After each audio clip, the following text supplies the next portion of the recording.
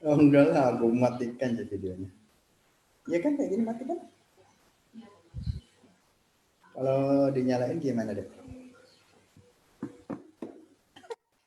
Aduh.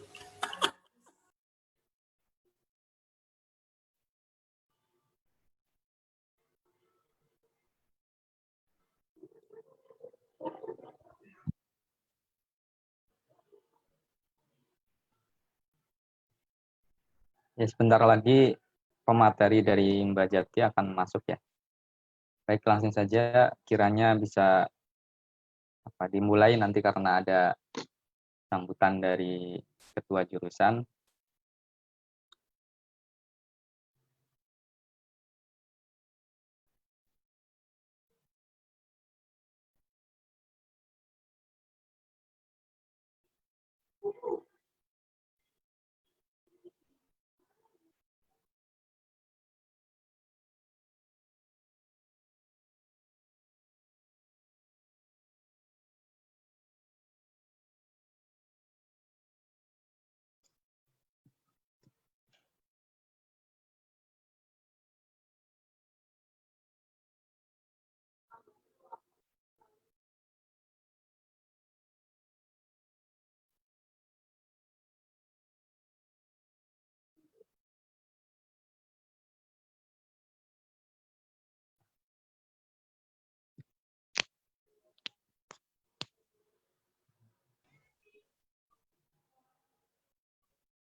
Oh, selamat datang Mbak Jati.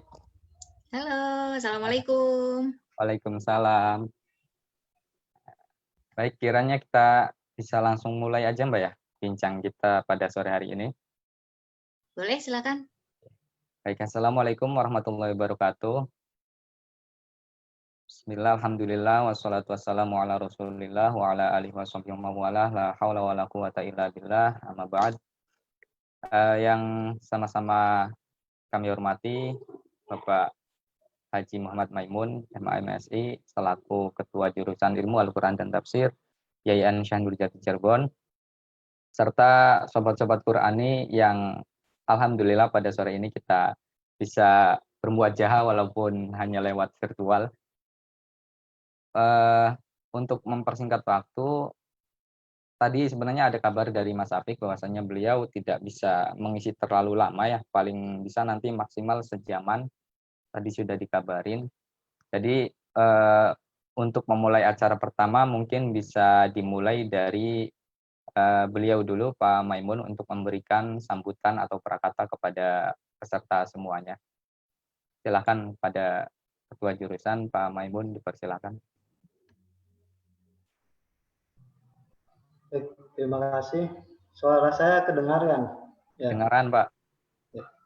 Assalamualaikum warahmatullahi wabarakatuh. Waalaikumsalam warahmatullahi wabarakatuh. Yang kami hormati pengurus HMJ Ilmu Al-Quran dan Tafsir dan panitia pada kegiatan hari ini.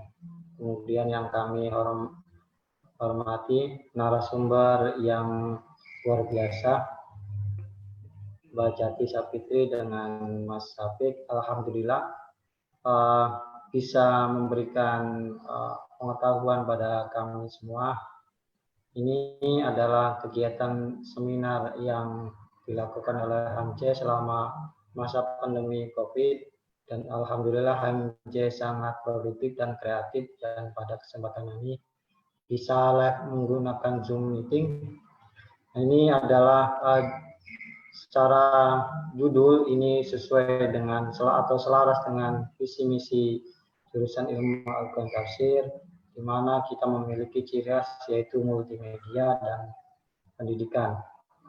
Menjadi pusat kajian Ilmu Al-Quran dan Tafsir dengan paradigma integratif aplikasi masif dengan perkembangan informasi dan teknologi, perkembangan komunikasi dan teknologi informasi. Nah, karena itulah sekarang bahwa perkembangan kajian keislaman baik tafsir maupun yang secara umum itu sudah melewati fase digital gitu ya. Ini sangat berkembang pesat, dan ini wacana Islam itu lebih didominasi di digital dengan generasi-generasi yang terbaru. Bahkan ke depan mungkin bisa paperless gitu ya. Ini yang perlu kita pahami bersama, di mana di dunia digital ini seolah-olah kajian tafsir, kajian Islam itu menjadi milik dunia bersama. Ibaratnya orang bagian ahli kedokteran biasanya yang menangani itu orang yang ahli yang bidang kedokteran, tapi ini menjadi semua orang menjadi ahli dalam bidang Islam gitu ya.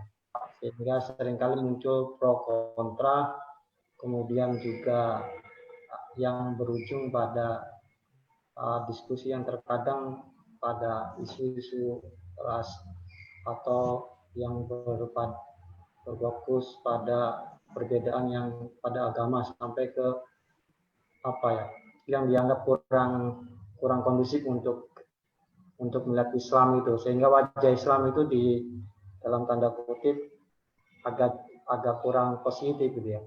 Namun dunia ini juga kita tidak bisa ketinggalan ya, khususnya mahasiswa-mahasiswa Ilmu Al-Quran Tafsir yang memiliki paham moderat itu kira-kira tampil di digital itu untuk menyebarkan Islam yang rahmatan lil alamin. Nah, pada kesempatan ini dua narasumber yang hebat gitu ya. Mereka semua ini adalah pemilik dan pengelola website yang memberikan pandangan Islam yang moderat, sehingga wajah Islam terlihat cantik, indah, dan bisa membawa rahmat lain. Itu dari kami atas nama jurusan. Terima kasih yang tak terhingga kepada Mbak Yati Sapitri, dan mohon ilmu pengetahuannya untuk diberikan kepada adik-adik mahasiswa ini sehingga ke depan lulus itu tidak bingung gitu ya, karena kerja organisasinya biasanya kantor ya. Padahal pemilik website ini luar biasa, dan alhamdulillah di sini ada Bu Nurul Bahia, itu sekarang pengasuh bagian teknologi informasi. Dan di situ tanah diinjak, bumi dijunjung. Itu yang bisa kami sampaikan. Terima kasih, dan kepada semua partisipan kami ucapkan selamat datang. Dan yang terakhir, sebelumnya mohon maaf lahir batin kepada semuanya, minal aidin wal faizin. Mudah-mudahan acara ini berjalan lancar dan akan dilanjutkan kegiatan-kegiatan pada pertemuan selanjutnya. Pada dosen, semua dosen ilmu tafsir sudah hadir, kemudian Ibu Sekjur juga, Ibu Nur Khalidah, alhamdulillah sudah masuk, dan beberapa dosen yang lainnya mungkin ikuti berikutnya. Itu yang bisa kami sampaikan. Wassalamualaikum warahmatullahi wabarakatuh. Waalaikumsalam warahmatullahi wabarakatuh. Terima kasih kepada Pak Maimun selaku Ketua Jurusan atas sambutan. Langsung saja ke pemateri ya. Saya perkenalkan dulu sebelumnya. Pemateri yang pertama ini nama lengkap ya, sudah nama lengkap Mbak ya? Mbak Yati Sapitri itu nama lengkap ya? Mbak Yati Sapitri ini Head of Digital Creative Content Medcom.id. Nah, dari latar belakangnya ini saya kira beliau sudah begitu menguasai ya tentang seluk-beluk dunia digital seperti itu. Nah, langsung saja ke selayang pandang kita dari pertemuan sore hari ini. Seperti yang kita ketahui bahwasanya dunia digital atau sekarang ini sangat terbuka, artinya untuk mengakses sebuah literatur keislaman atau literatur keagamaan itu sangat mudah. Dengan mengklik salah satu web atau ya YouTube, kita bisa dengan mudahnya bisa mengakses beberapa literatur keislaman yang ada. Nah, hal demikian ada beberapa hal positif dan negatifnya juga. Dari hal positifnya tersebut, mungkin dari kalangan yang ya bisa dikatakan alumni pesantren atau alumni ya madrasah itu bisa terbantu dengan beberapa akses misalkan kitab-kitab yang memang kalau beli secara fisik itu mahal. Nah, ini salah satu sisi positifnya. Nah, sisi negatifnya juga kadang akses demikian ini disalahgunakan atau kurang tepat menggunakan dari orang-orang yang memang tidak mempunyai latar belakang pesantren. Artinya sebenarnya tidak apa-apa mereka tidak punya latar belakang pesantren, akan tetapi yang jadi masalah itu jika orang-orang tersebut mengakses keilmuan-keilmuan dari dunia digital itu justru untuk menyalahkan orang-orang yang tidak sepaham dengan dirinya. Ini yang jadi masalah. Nah, mungkin sebelum dimulai silakan Mbak Jati untuk sedikit bercerita tentang perjalanannya di dunia digital. Silakan Mbak Jati. Sebelum nanti masuk ke ranah itu. Oke, baik. Assalamualaikum warahmatullahi wabarakatuh. Waalaikumsalam warahmatullahi wabarakatuh. Ya, selamat sore untuk teman-teman semuanya, Bapak Ibu dosen yang juga ikut bergabung ya di forum ini. Fasfah juga terima kasih sudah memoderasi dan juga mengundang saya untuk bisa hadir di forum ini. Alhamdulillah kita bisa ketemu meskipun ya kita dengan kondisi sekarang di tengah pandemi ya, sangat bersyukur dengan perkembangan teknologi kita tetap bisa saling sharing seperti ini meskipun di forum Zoom. Nah, mungkin sedikit background saja ya tentang saya. Tadi sudah cukup dijelaskan pertama oleh Fasfah adalah saya memang di medcom.id itu salah satu website milik Media Group News. Jadi kalau Bapak Ibu dan teman-teman sekalian pernah membaca Media Indonesia, koran ya, koran Media Indonesia, kemudian TV-nya kami punya Metro TV, Kami juga punya beberapa website yang lain selain medcom.id, ada metrotvnews.com, kemudian di daerah kita punya Lampung Pos ya, Lampung Pos cetaknya dan juga Lampung Pos.co itu online-nya. Kami juga sekarang sedang mengembangkan beberapa portal lain, termasuk yang kaitannya dengan kajian keislaman itu ada oase.id. Oase.id itu yang salah satunya juga menggambarkan tentang cerita kisah-kisah keislaman dan juga kemudian tradisi kita praktek yang kita lakukan sehari-hari sebagai seorang muslim itu ada di situ. Selain itu kita punya juga podcast ya, namanya podme.id. Jadi ada beberapa platform yang sekarang kita manfaatkan untuk menyebarkan informasi. Itu kita benderanya adalah Media Group News, grup kita ya. Dan kalau bicara sedikit tentang latar belakang saya, sebenarnya saya lebih banyak saya jurnalis selama 16 tahun ya. 16 tahun dan selama 14 tahun sebelum saya masuk ke digital itu saya sebenarnya jurnalis televisi. Dulu saya pernah di Trans TV mengembangkan beberapa program, tidak hanya program buletin tapi juga program-program dokumenter dan juga news magazine. Setelah itu saya pindah ke Metro TV. Saya pernah mengembangkan program namanya Mata Najwa, kalau Bapak Ibu pernah tahu. Saya juga di Metro TV, setelah itu ada beberapa posisi yang saya tempatin ya, termasuk produser program, eksekutif produser, dan juga kemudian manajer di newsroom untuk handle buletin program ya di Metro TV, televisi 24 jam, televisi berita. Kemudian 2 tahun terakhir saya terjun ke digital, untuk handle Medcom ID. Jadi saya termasuk salah satu yang juga ikut mengembangkan ini dari awal. Medcom.id ini baru berumur 2 tahun, Bapak Ibu dan kakak-kakak semuanya, jadi masih relatif baru di dunia website ya terutama. Tapi kita memang kalau untuk Medcom ID kita punya informasi yang bervariasi, tidak hanya tadi yang saya ceritakan tentang oase.id yang tentang kajian keislaman, tapi kami juga punya informasi-informasi yang sifatnya nasional, ada nasional, Nusantara, kemudian teknologi juga ada di situ, ada Rona itu sosial kemasyarakatan, jadi lingkupnya relatif lebih umum gitu. Itu sekilas tentang saya, Mas Fasfah, mungkin silakan bisa langsung dilanjutkan. Ya, terima kasih Mbak atas sedikit perjalanannya. Ya, tadi bisa disimak bareng-bareng bahwasanya beliau ini memang sudah lama terjun di dunia jurnalistik, dan saya kira beliau akan menjelaskan atau ya sedikit berbagi tentang keilmuannya kepada kita semua pada sore hari ini. Langsung saja Mbak, terkait tema kita pada sore hari ini, yakni tentang wajah Islam di dunia digital. Menurut Mbak sendiri nih, wajah Islam di dunia digital pada saat ini itu seperti apa, Mbak? Ya, saya melihat sekarang variasi perkembangan teknologi kan sudah semakin banyak ya, terutama kalau kita bicara soal wajah Islam ini, Islam diinterpretasikan seperti apa atau disampaikan dalam format pesan seperti apa di dunia digital itu sekarang sudah semakin bervariasi. Mungkin teman-teman sudah tahu semuanya bahwa kita sehari-hari mungkin sudah tidak bisa lepas dari yang namanya aplikasi Muslim ya. Saya sendiri pakai seperti Muslim Pro, kemudian Uma gitu ya. Ada beberapa aplikasi-aplikasi keislaman yang sangat berguna untuk kita menerapkan atau mempraktekkan ajaran Islam sehari-hari. Contohnya ya itu tadi yang saya sebutkan ya, untuk mengingatkan sholat aja, untuk azan, apalagi kita yang beraktivitas cukup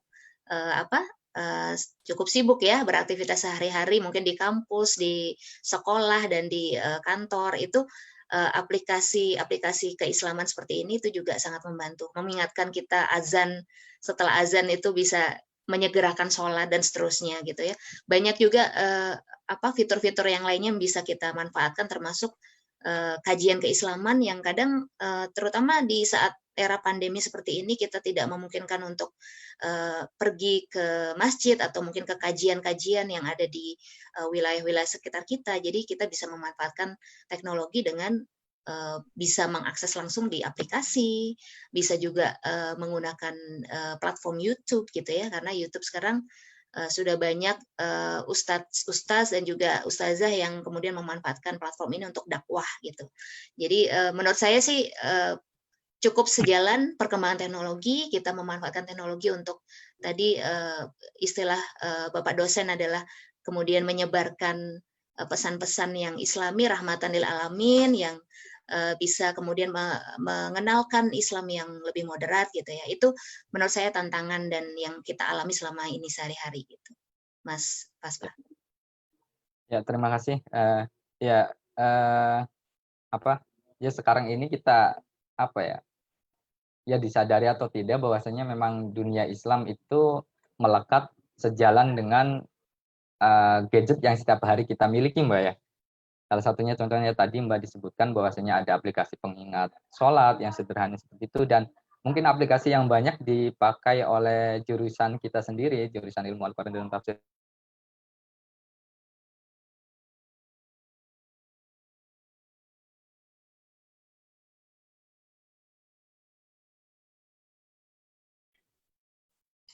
Kayaknya keputus ya sinyalnya Mas Paspa ya. Ada suaranya udah masuk. Oke, udah bisa didengar Mas. Ya. Iya. Ya benar tadi apa yang kata Mbak Jati disampaikan, bahwasanya ya wajah Islam di dunia digital ini pada saat ini memang selaras dengan perkembangan gadget yang kita pegang setiap hari, Mbak ya. Salah satu tadi contohnya bahwasanya seperti contoh kecilnya itu aplikasi untuk pengingat azan gitu ya tadi yang disebutkan oleh Mbak Jati. Dan saya kira yang sering dipakai oleh mahasiswa ilmu Al-Quran dan tafsir ini biasanya aplikasi itu, Mbak. Mushaf Android gitu loh, Mbak. Nah, itu juga kan termasuk salah satu wajah Islam yang memang ditimbulkan di dunia digital gitu ya. Nah,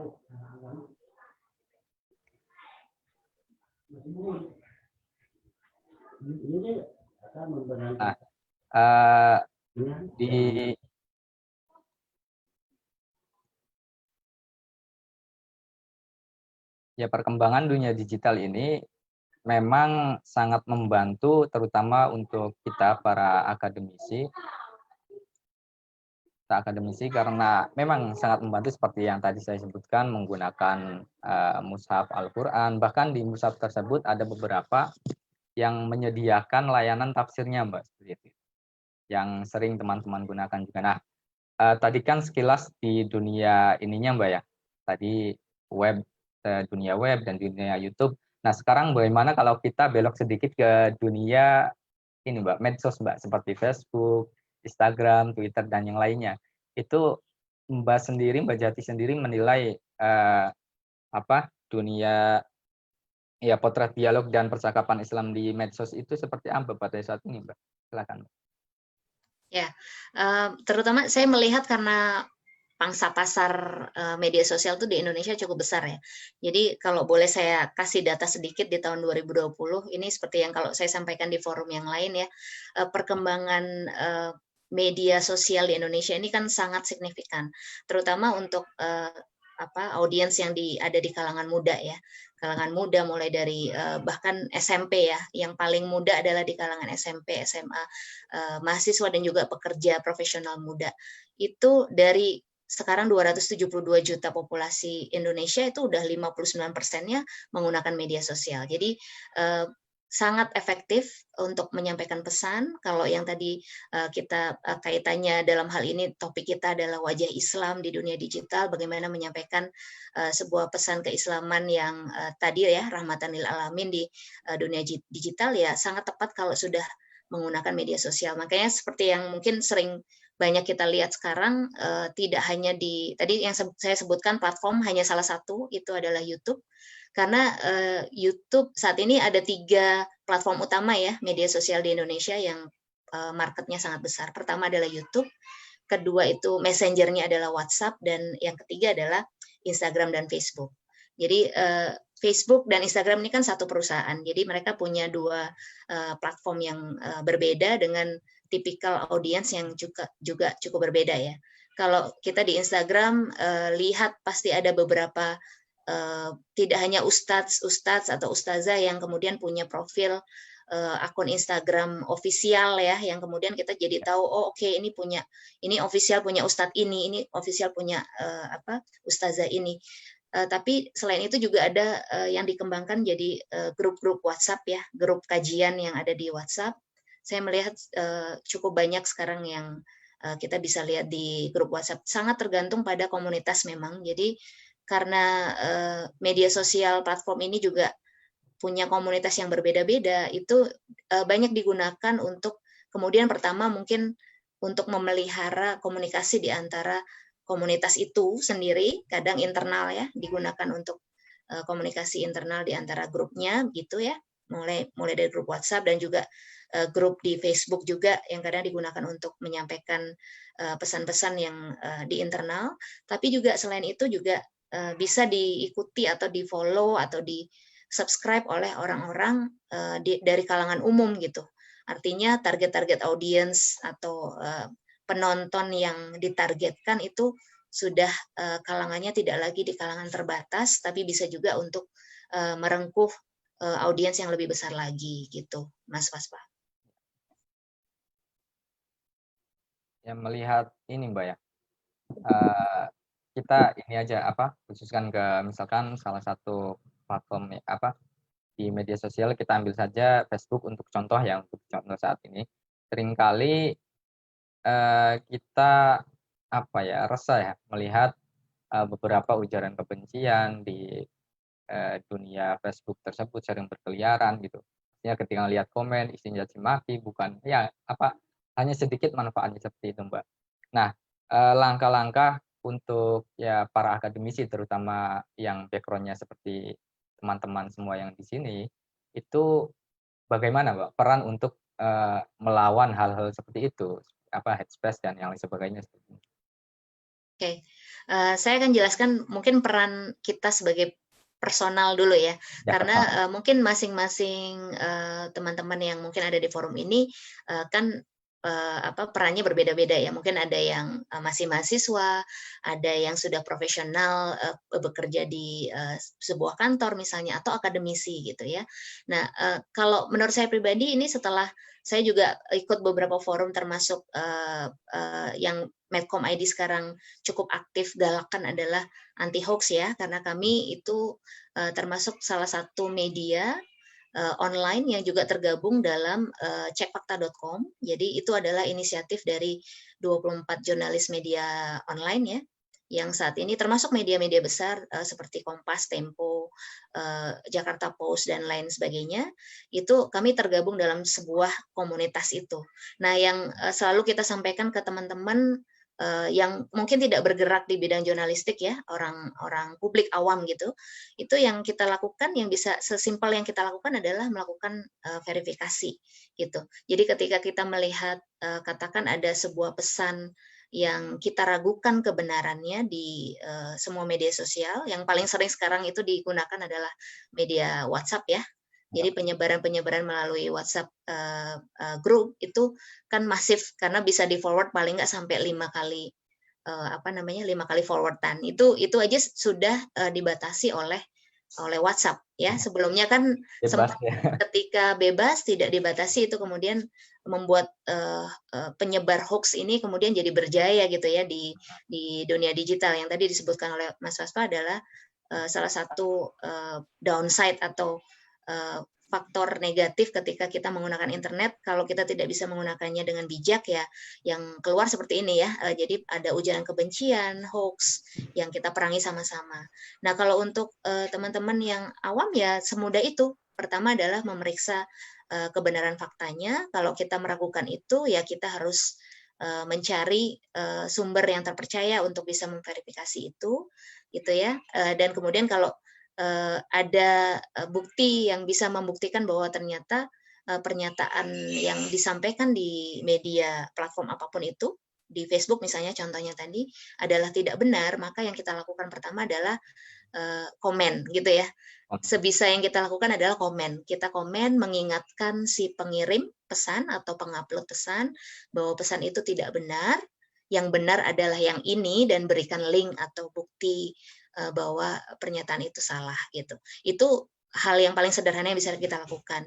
Kedua adalah kita juga bisa melaporkan langsung ke media atau platformnya gitu. Jadi kalau di Facebook itu ada ya, ada kalau ada titik 3 setelan atau setting Ya, itu biasanya. bisa diklik untuk report. Klik untuk report. Ini juga bisa berlaku di Instagram juga, di YouTube juga bisa. Kita bisa langsung report ke platformnya. Biasanya ada di support ya, ada support.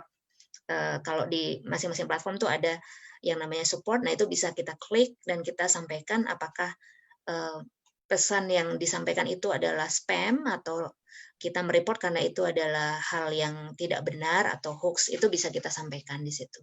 Itu Mas Fasfah yang minimal kita bisa lakukan sebagai orang awam ya.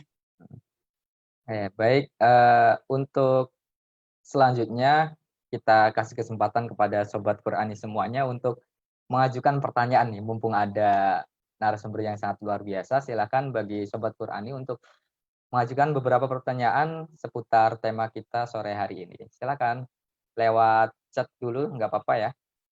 Silakan lewat live chat, nanti kita on-kan ininya. Silakan, ada yang mau bertanya?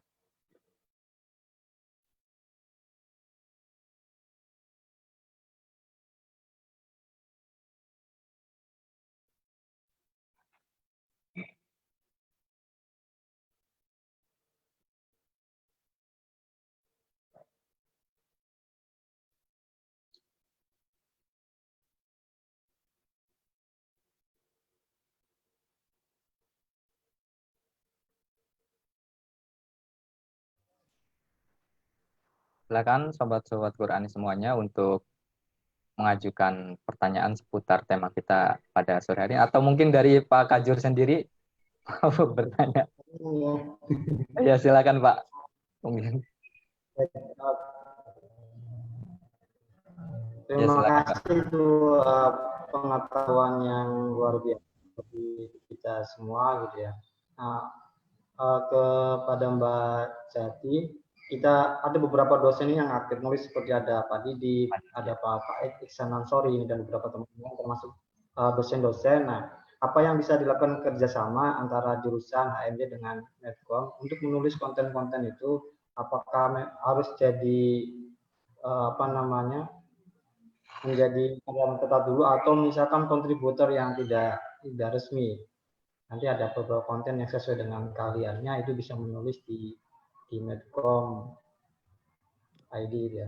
Mungkin itu yang apa langkah yang bisa dilakukan kerjasama atau hanya sebagai kontributor atau mengirim sekedar redaksi, minta prosedur-prosedurnya supaya teman-teman kita juga bisa aktif menyebarkan pesan-pesan Islam di lewat dunia digital. Mungkin itu, terima kasih. Ya baik, terima kasih. Itu Mbak Jati, ada pertanyaan dari Pak Kajur. Silakan untuk. Baik, terima kasih Pak Kajur, Pak Maimun ya. Assalamualaikum Pak. Terima kasih pertanyaannya. Jadi kalau terkait dengan potensi kerjasama, apalagi kebetulan Medcom ID ini kan punya salah satu website Islam juga, Pak. Kita punya portal namanya oase.id, dan di oase.id itu ada beberapa konten yang mungkin bisa kita kerjasamakan bersama ya, Pak ya. Biasanya memang kami belum menerima kontributor ya, tulisan dari kontributor, tapi kami punya editor-editor di kantor kami yang bisa ikut mengedit kalau misalnya ada informasi-informasi yang bisa disampaikan gitu Pak. Bisa macam-macam sebenarnya, kalau biasanya kita topiknya itu selaras dengan apa yang kita alami di keseharian ya, terutama di keseharian, dan kaitannya dengan newspack misalnya saat ini tuh kayak kemarin yang sempat jadi bahan pro kontra juga ya Pak ya, untuk sholat Jumat yang sudah kembali dibuka di masjid dan musola, tapi dengan protokol COVID misalnya. Nah, itu bisa juga misalnya dari teman-teman IAIN bisa sharing soal kajian literatur keislamannya gitu ya. Jadi literatur Islamnya untuk membahas tentang pro kontra yang terjadi di masyarakat, itu bisa banget Pak. Jadi silakan saja nanti kalau ada informasi yang bisa disampaikan ke kami, saya bisa dihubungi lewat alamat email atau nomor telepon untuk WhatsApp, nanti saya follow up dan saya bisa sampaikan ke pihak yang paling pas ya, penulis atau editor yang ada di oase.id, begitu Pak Maimun. Terima kasih Mbak Jati atas jawabannya. Ini ada pertanyaan lagi Mbak Jati dari salah satu dosen juga nih. Ada Pak Didi, beliau juga sangat produktif di dunia tulis menulis. Silakan Pak Didi untuk mengajukan pertanyaan. Baik, terima kasih. Assalamualaikum Mbak Jati. Selamat sore semua. Waalaikumsalam. Ya, salam kenal. Ya, menarik sekali tema kita hari ini tentang wajah dunia Islam di media sosial atau dunia digital ya. Memang miris ketika kita melihat para pengisi ya di dunia digital ini sebagian besar itu adalah mereka-mereka yang suaranya jelas nggak? Suaranya jelas? Jelas. Jelas, ya? Jelas, Pak. Baik. Miris sekali ketika yang tampil di permukaan justru wajah Islam yang, kalau saya meminjam istilahnya Pak Lutfi, itu bukan Islam yang ramah, tapi Islam yang marah.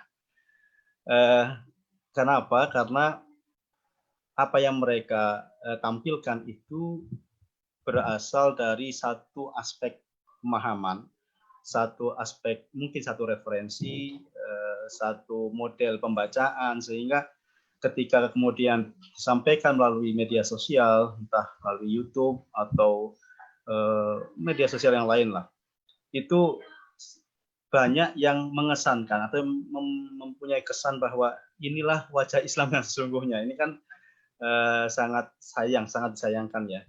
Saya ambil contoh misalnya, ini saya sering sampaikan di teman-teman mahasiswa ketika kuliah itu. Adanya, mohon maaf saya tidak mendiskreditkan kelompok tertentu ya, adanya misalnya hijrah community, komunitas hijrah misalnya, yang kita tahu semua sebagian besar itu adalah mereka yang baru belajar agama secara instan, tidak melalui proses dari bawah lah, dari pesantren, tetapi melalui halakoh rohis di kampus-kampus atau kemudian dalam dunia sosial, media sosial itu melalui YouTube dan sebagainya. Sehingga ketika mereka menyampaikan satu pemahaman itu justru jauh panggang dari apa yang diharapkan oleh wajah Islam yang ramah. Saya ambil contoh misalnya ketika tema-tema yang menjadi concern masyarakat Muslim tentang jilbab, tentang hijab, tentang kalimat-kalimat yang kesannya, mohon maaf, Islami, menggunakan kata-kata yang Arab sekali, tapi sebetulnya itu hanyalah demam. Kalau saya menyebutnya itu demam atau puber beragama, masyarakat yang baru puber beragama, sehingga semua ditarik ke masa silam. Nah, saya ingin memberikan satu pemahaman bahwa teman-teman kita di IAT itu yang basic pemahamannya jelas jauh lebih baik dari yang mereka ini, entah apapun nama komunitasnya, hijrah community atau apalah, itu harus tampil sehingga wajah Islam itu lebih kelihatan. Nah ini, jadi saya mungkin ini bukan sebuah pertanyaan, lebih tepatnya hanya sebuah kegelisahan sajalah. Nanti mungkin Mbak Jati bisa mengarahkan melalui media yang dikelola itu agar teman-teman kita seperti harapan Pak Maimun tadi bisa memberikan masukan untuk konten-konten itu bisa dari kita ini, dari teman-teman mahasiswa khususnya. Nah, kemudian fenomena yang tidak kalah mengkhawatirkan juga belakangan ini kan banyak ya disorot tokoh-tokoh mereka lah yang kerap keliru memahami ayat, bahkan yang kemarin sempat viral itu mentasrif kata aja berantakan, dan itu sudah pada puncak top level di pimpinan ormas yang sama itu. Nah, itu kan sangat mengkhawatirkan kalau gejalanya seperti itu. Nah, jadi saya mungkin bisa minta pandangan dari Mbak Jati yang langsung terjun ke dunia digital ini untuk menyampaikan Islam yang ramah, Islam yang santun, itu mungkin nanti bisa diberikan gambaran yang lebih detail terkait dengan fenomena ini. Saya kira itu ya, bukan sebuah pertanyaan, mungkin sebuah kegelisahan saja. Terima kasih. Ya baik, terima kasih. Waalaikumsalam warahmatullahi wabarakatuh. Terima kasih Pak Didi. Sekedar info ini Mas Syafiq Ali sudah gabung. Selamat sore, selamat datang Mas Syafiq. nanti setelah ini bisa langsung ke beliau. Baik, Mbak Jati silakan tanggapi terlebih dahulu atas kegelisahan Pak Dokter ini.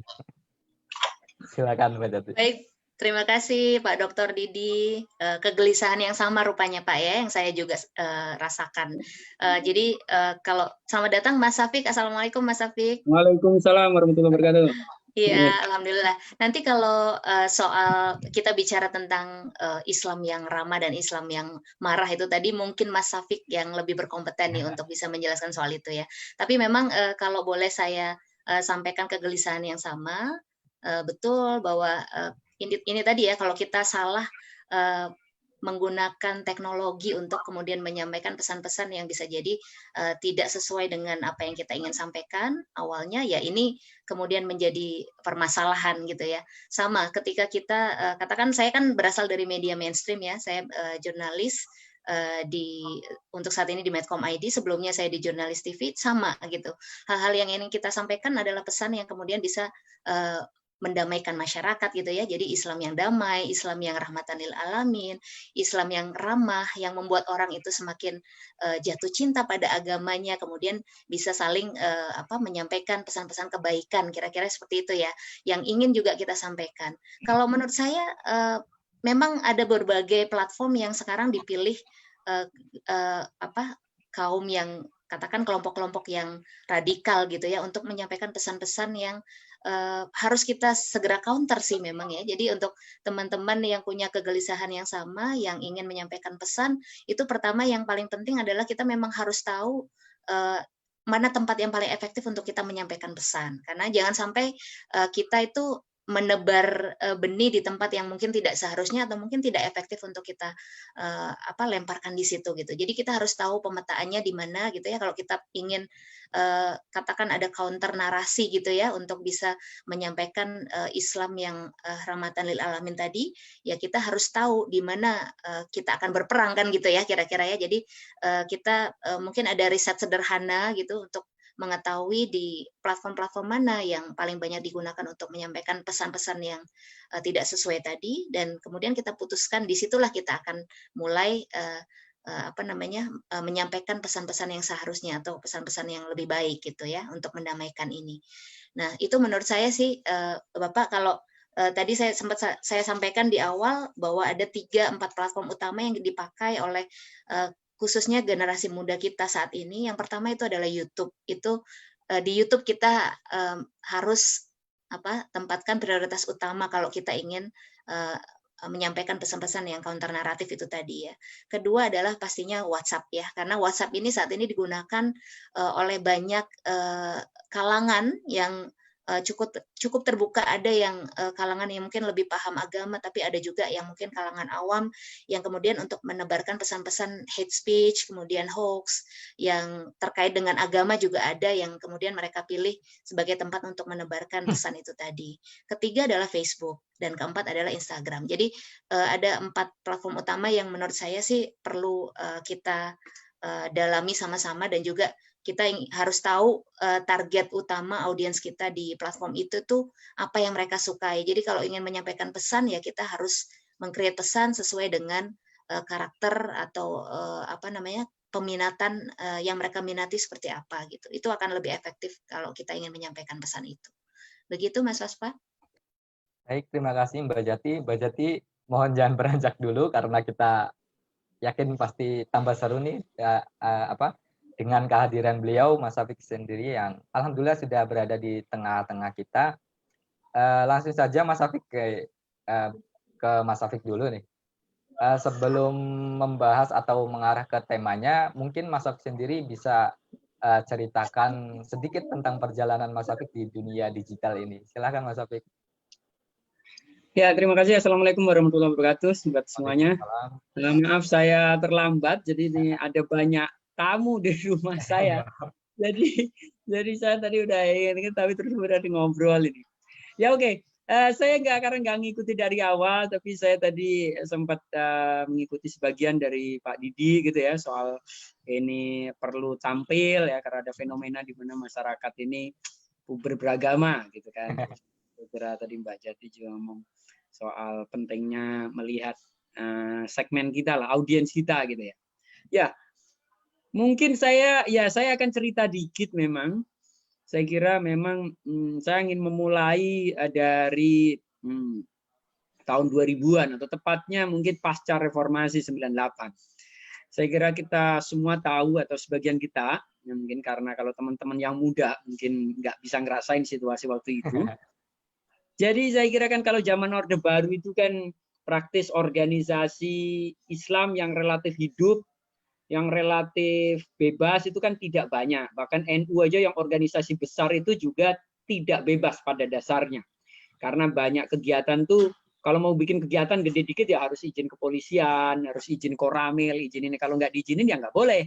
Nah gitu-gitu. Kalau kegiatan dianggap berbau politik dikit bisa dipanggil ini. Jadi situasinya seperti itu. Makanya kemudian banyak organisasi itu nggak tumbuh, nggak leluasa berkegiatan. Sehingga kemudian yang berani berkegiatan itu relatif organisasi-organisasi yang memang relatif masih kuat seperti NU, Muhammadiyah. Karena dua organisasi ini anggotanya banyak, jaringannya juga lumayan kuat, sehingga relatif masih berani. Dan pemerintah waktu itu, Pak Harto juga masih nggak berani main pukul lah kalau terhadap NU dan Muhammadiyah karena anggotanya banyak. Tetapi terhadap organisasi yang lain praktis nggak berkembang. Tetapi sejak reformasi ada keterbukaan, seluruh kelompok ini kan punya ruang yang luas sekali untuk berkegiatan, untuk menghidupkan organisasi, untuk berdakwah dan seterusnya. Termasuk saya kira kelompok-kelompok yang menurut saya ultra konservatif. Ya kan, ultra konservatif ini ukurannya ya kalau lihat perempuan di luar rumah itu bawaannya dianggap nggak mengikuti syariat Islam karena harusnya perempuan menurut mereka itu harusnya di dalam rumah. Nah, gitu kan, nggak keluar-keluar. Nah, padahal kan di Indonesia ini ya udah kita dari kecil ya perempuan tuh kerja, mau yang hidup di kampung ya bertani, berkebun, yang di kota ya ngantor atau di pabrik atau jadi guru, jadi perawat banyak sekali. Tetapi kan menurut kelompok konservatif itu menyalahi ini tuntunan Islam. Kemudian biasanya mengharamkan musik secara mutlak, ya, kayak gitu-gitu. Nah, gitu. Nah, itu biasanya kan ciri-ciri. Terus kalau lihat barang seni itu bawaannya dilihat seperti berhala gitu ya. Mau lihat patung lukisan tuh bawaannya ini gitu kan. Nah, untungnya boneka nggak dilihat sebagai berhala gitu karena semua anak sekarang udah main boneka. Nah, gitu. Tapi ya ada lah beberapa ciri gitu. Nah, kelompok-kelompok yang ultra konservatif ini sejak reformasi itu kan menjadi punya ruang kebebasan. Bukan hanya yang ultra konservatif, yang ekstrim pun punya ruang. Kita tahu, saya kira sejak reformasi Pak Harto jatuh itu Abu Bakar Ba'asyir yang sebelumnya itu lari ke Malaysia pulang ke Indonesia. Dan kemudian dari situlah Jamaah Islamiyah itu bisa berkembang lebih kuat di Indonesia karena punya ruang, punya keleluasaan karena memang kita relatif demokratis. Jadi di situ. Nah, dari tahun awal-awal 2000-an itu karena kelompok-kelompok baru yang sebagian ultra konservatif ini aktif banget, akhirnya mereka juga jamaahnya itu makin lama makin banyak. Dan salah satu pendekatan mereka hebatnya adalah dari sejak awal 2000-an mereka itu udah menggunakan internet. Di saat orang NU belum kenal internet. Sebagian NU masih belum bisa bedain antara internet sama ethernet gitu. Internet itu nggak ada, internet itu barang apaan nggak ngerti kan. Di situ nggak bisa bayangin aja nggak bisa karena nggak pernah bersentuhan gitu loh. Di situ. Nah, kelompok-kelompok ultra konservatif yang base-nya justru umumnya di kota-kota besar dan menarget jamaah kelas menengah itu justru bisa beroperasi lebih baik daripada organisasi-organisasi yang sudah ada sebelumnya, baik NU atau Muhammadiyah. Ya, saya menggunakan contoh dua ini karena ini organisasi yang relatif di mana-mana secara nasional ada di berbagai kabupaten, gitu ya, dan anggotanya banyak. Nah, organisasi ultrakonservatif atau Salafi atau Wahabi ini makin mendapatkan pengaruhnya terutama di kota-kota besar. Itu pertama. Nah, yang kedua juga didukung karena secara politik juga saya kira keberadaan PKS itu mendukung tumbuh kembangnya pandangan-pandangan ultra konservatif, karena menurut saya PKS ini juga secara keagamaan kan lebih strict daripada NU Muhammadiyah. Nah, kayak gitu. Dan mereka mengusung ya politik identitas Islam. Di situ. Nah, jadi ini berkelindan. Saya kira antara gerakan politik yang dibangun oleh kelompok Tarbiyah yang akhirnya jadi PKS itu sama gerakan-gerakan keagamaan yang pada dasarnya non politis yang dibangun oleh yayasan-yayasan Salafi. Dan dua-duanya menggunakan internet. Saya kira situs seperti Era Muslim yang dulu sangat PKS, kalau sekarang kan udah nggak segitunya ya. Itu ya udah lama internet ya gitu. Situs seperti Muslim.id itu juga udah lama gitu. Jadi banyak situs-situs baik yang berafiliasi PKS atau berafiliasi pada Salafi itu lebih dulu daripada NU Online. Nah, NU Online sendiri baru lahir pertengahan tahun 2003, di saat situs-situs Salafi sudah ada. Dan 2003 ketika NU Online lahir, orang NU banyak yang nggak punya internet. Karena waktu itu belum ada smartphone. Jadi orang untuk mengakses internet harus punya telepon kabel. Yang harus ada modem, dial, bunyi titit dulu. Banyak orang NU nggak punya telepon rumah. Jadi sebagian besar orang, bahkan kiai-kiai NU yang punya telepon rumah pun nggak punya internet. Sehingga juga nggak baca NU Online. Jadi yang baca NU Online tuh dulu ya banyak kan justru pendukung PKS, HTI, sehingga komen-komen di NU Online tuh dari dulu tuh udah negatif. Jadi kalau saya dan teman-teman di NU Online tuh biasa ngelihat situasi kayak di Twitter, di Facebook, di Instagram hari ini, karena dari zaman belum ada Facebook, kami semua udah ngalami gitu loh, berita yang ditulis, artikel yang ditulis, dikomentarin, nyinyir atau negatif. Tapi ya itu udah biasa buat teman-teman yang di redaksi gitu kan, nggak kaget ketika era sosmed ini. Nah jadi memang mereka ini lebih duluan masuk internet, dan karena internet tuh menjangkau banyak orang kota, middle class, banyak orang kota yang memang mungkin ya entah akarnya religius atau dia punya masalah sehingga dia butuh siraman air spiritual. Dia butuh minuman air spiritual. Akhirnya air spiritual itu didapatkan dari ustadz-ustadz yang ultra konservatif ini. Nah, air spiritual didapat ini lama-lama ya dia jadi konservatif. Dan bahkan kalau ustadznya gudrek gitu, kalau ustadznya ini ekstrim, dia jadi gampang gudrek juga. Jadi dia dapat air spiritual, tapi air ini punya efek samping, marahi gudrek gampangnya gitu. Bikin gampang marah gitu loh, gampang berambut api gitu. Jadi itu efek sampingnya dari pelajaran-pelajaran keagamaan yang diberikan oleh ustadz-ustadz yang ekstrim atau ultra konservatif.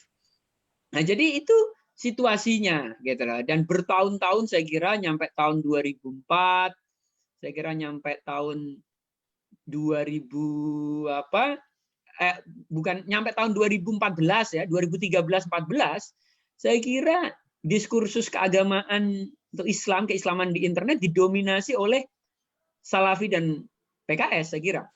HTI nggak sebegitu kuat pada dasarnya. Baru belakangan mungkin HTI itu kampanye sosmed dengan adanya figur kayak Felixio, tapi sebelumnya relatif enggak. Salafi-Salafi dan Tarbiyah-Tarbiyah yang lebih kuat. Di websitenya banyak, mereka punya banyak blog yang isinya itu nyebarin artikel-artikel yang dibuat oleh kalangan mereka zaman itu. Nah, NU kecil banget, NU cuma NU Online, udah gitu orang NU nggak pada berinternet, ya udah apa saja. Jadi kita itu ibaratnya ya yang babat alas. Ya udah, karena kita anggap ini masa depannya penting, semua orang akan merujuk pada internet ya. Kita bangun terus. Waktu itu saya, Mas Munim ya, pendirinya gitu. Saya ibaratnya co-founder lah. Beliau Pemret, saya wakil Pemret. Nah itu nyampe lama itu NU Online yang baca dikit itu. Kalau toh yang ada komentar, yang komen isinya bukan orang NU, yang isinya nyinyir negatif itu nyampe tahun 2010-an. Baru tahun 2010-an itu mulai seiring dengan warga NU punya kemampuan untuk mengakses internet karena adanya smartphone murah. Jadi lagi-lagi ini gara-gara smartphone Cina sebenarnya banyak orang NU bisa berinternet ini. Dulu kan kalau Samsung, Apple tuh mahal. Gara-gara smartphone murah dulu tuh saya ingat banget namanya Nexian mereknya ya awal-awal. Banyak orang NU jadi yang kelas biasa bisa mengakses internet. Karena smartphone-nya murah dan akses data juga menjadi lebih murah. Kalau awal-awal dulu kan kartu aja mahal, akses internet mahal sekali gitu. Baru tahun 2010 seiring juga dengan Facebook ya, di 2009 tuh Facebook sudah sudah mulai ini di Indonesia, tetapi orang NU berinternet saya kira mulai banyak tahun 2010-an. Seiring itu baru NU Online tuh pembacanya banyak dan banyak orang NU yang aktif di Facebook. Tapi saya kira nyampe tahun 2013 itu relatif juga Salafi masih sangat mendominasi. Nyari artikel apapun di Google pasti larinya ke webnya Salafi. Nyari apapun di YouTube ketemunya pasti Ustadz Khalid Basalamah dan yang sejenisnya. Nah gitu. Baru di tahun 2013 seiring orang-orang NU, teman-teman muda terutama aktif di sosmed, di Facebook, di Twitter, nah, mulai diskursusnya mulai seimbang. Seimbang antara kelompok tarbiyah sama ini. Apalagi waktu itu PKS kan Menteri Kominfo-nya PKS ya. Nah, itu siapa waktu itu namanya? Lupa saya. Iyalah, pokoknya Menteri Kominfo-nya PKS. Tifatul, Mas. Tifatul Sembiring. Nah, jadi itu baru tahun 2013-an menurut saya itu banyak kalangan-kalangan yang sebenarnya lebih mewakili mayoritas Muslim Indonesia itu aktif bersosmed. Baru terjadi perdebatan, diskursus. Dan nyampe level juga kelompok HTI yang pro khilafah, bahkan kelompok yang pro ISIS gitu kan, karena di Syria juga ada konflik. Baru 2013-an tuh mulai diskursus mulai rame. Sebelumnya praktis saya kira kelompok Salafi mendominasi sama kelompok tarbiyah. Setelah 2013 ya mulai rame, tapi saya kira mulai 2017-18 itu saya kira kelompok-kelompok ini juga melemah. Saya menyaksikan saya kira website-website Salafi secara umum juga pembacanya nggak naik, sementara website-website yang dibuat oleh teman-teman muda NU itu naik. Sekarang misal dulu 2013 tuh NU Online tuh nomor 7 mungkin di antara web keislaman ya trafiknya. Jadi kalah sama web-web seperti Al-Manhaj, Rumaiso.com, Muslim or ID, Era Muslim, Hidayatullah, Islam Post. Nah, tapi sekarang NU Online tuh pembacanya jauh lebih tinggi daripada web-web ultrakonservatif maupun yang PKS affiliate ini.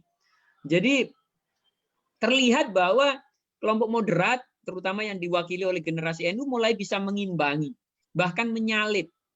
Cuma secara jumlah memang jumlahnya masih banyak web-web yang ultrakonservatif ketimbang web-web yang dikelola oleh teman-teman muda NU. Tetapi ibaratnya istilah Liga Champion-nya itu kalau dari dulu kan targetnya bagaimana teman-teman NU itu webnya itu bisa ada di 4 besar. Jadi masuk Liga Champion. Nah, mungkin dulu kan nggak masuk Liga Champion gitu. Nah, sekarang web-web NU seperti NU Online, Islami.co, Bincang Syariah itu ada di 4 besar, di 3 besar bahkan berurutan. Baru web-web Salafi. Kemudian di bawah juga masih ada web-web teman NU yang lain, ada Alif ID, ada banyak lah, ada Bangkit Media, ada Iqra, ada macam-macam. Saya kira ada banyak teman NU yang udah bikin website, tapi memang trafiknya belum begitu tinggi. Jadi saya kira 3 tahun belakangan sih relatif website itu sudah bisa diimbangi atau bahkan web kita pembacanya lebih banyak daripada web yang berafiliasi pada PKS yang tarbiyah atau yang Salafi ultrakonservatif. Tetapi untuk YouTube saya kira ustadz-ustadz yang lebih tarbiyah, lebih politis atau lebih konservatif itu masih lebih banyak. YouTube kita sekarang mungkin yang moderat itu diwakili mungkin oleh figur seperti Gus Baha. Tapi Gus Baha itu relatif satu-satunya. Ada Mama Dede, tapi Mama Dede itu sangat populer di Indonesia, tetapi dia TV ya. Jadi sekarang kan memang ustadz-ustadz yang populer itu ya masih nggak jauh-jauh, masih Ustadz Somad, Mama Dede, Ustadz Yusuf Mansur, gitu kan. Tapi Gus Baha itu juga saya kira dalam 1 tahun terakhir popularitasnya naik tinggi. Video-video Gus Baha umumnya ditonton puluhan ribu atau ratusan ribu orang di situ. Sementara ustadz-ustadz Salafi kayaknya yang masih banyak dan masih tinggi, tapi juga relatif stagnan menurut saya.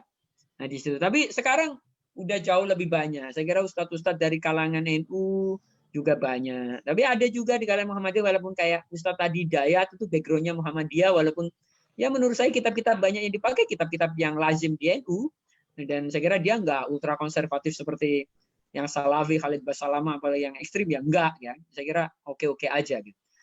Tapi di YouTube secara umum saya kira ustadz yang moderat, yang udah selesai dengan urusan demokrasi, udah selesai dengan urusan hubungan antar umat beragama gitu ya, itu masih relatif sedikit.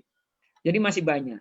Kemudian di Twitter udah lumayan. Twitter saya kira teman-teman yang frame-nya moderat udah lebih dominan lah.